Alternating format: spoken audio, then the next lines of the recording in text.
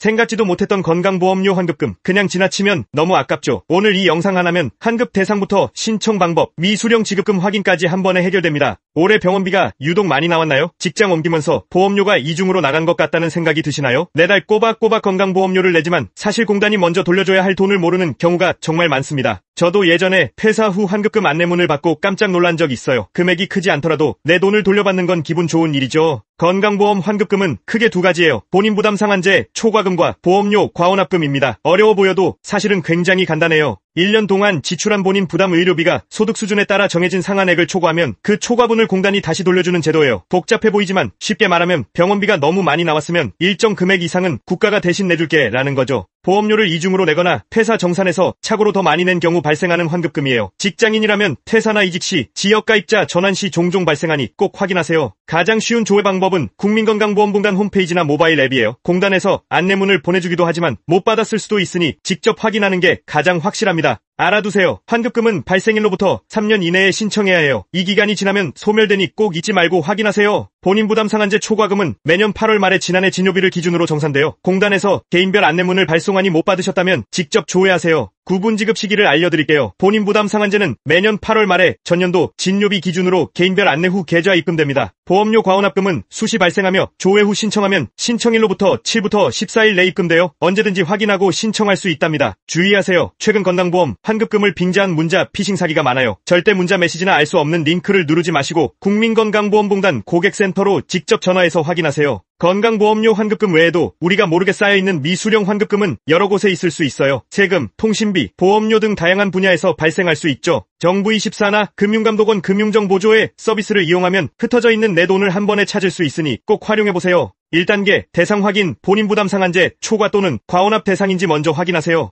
2단계 조회 방법, 국민건강보험공단 홈페이지나 앱에서 간단히 조회할 수 있어요. 3단계 신청 기간, 환급금 발생일로부터 3년 이내에 신청해야 소멸되지 않아요. 사례를 들어볼게요. 2024년 의료비가 150만원이고 소득분위별 상한액이 108만원인 경우 42만원을 환급받을 수 있어요. 이 정보가 여러분의 숨은 돈을 찾는데 도움이 되길 바라요. 질문이 있다면 언제든지 댓글로 물어봐주세요. Q 환급금 안내문을 받지 못했어요. 어떻게 하죠? A. 공단에서 안내문을 발송하더라도 주소지 변경 등으로 못 받는 경우가 많아요. 가장 좋은 방법은 직접 국민건강보험공단 홈페이지나 앱에서 확인하는 거예요. Q 환급금은 가족이 대신 신청할 수 있나요? A. 네, 가능해요. 하지만 본인이 직접 신청하는 것을 원칙으로 하고 부득이한 경우 위임장과 가족관계증명서 등 구비 서류를 제출해야 합니다. Q 이미 병원에서 일부 환급을 받았는데 또 받을 수 있나요? A. 병원에서 초과 금액을 미리 정산해주는 사정급여를 받은 경우에는 해당 금액이 제외돼요. 하지만 여러 병원에서 진료를 받아 전체 상한액을 초과했다면 공단에서 사후 환급을 통해 나은 금액을 돌려받을 수 있습니다. 이렇게 건강보험료 환급금에 대해 자세히 알아봤어요. 왠지 모르게 내 돈이 숨어 있을 것 같지 않나요? 소중한 내 돈 그냥 지나치지 말고 지금 바로 조회해서 찾아가 보세요. 영상이 도움되셨다면 구독, 좋아요 꾹 눌러주세요.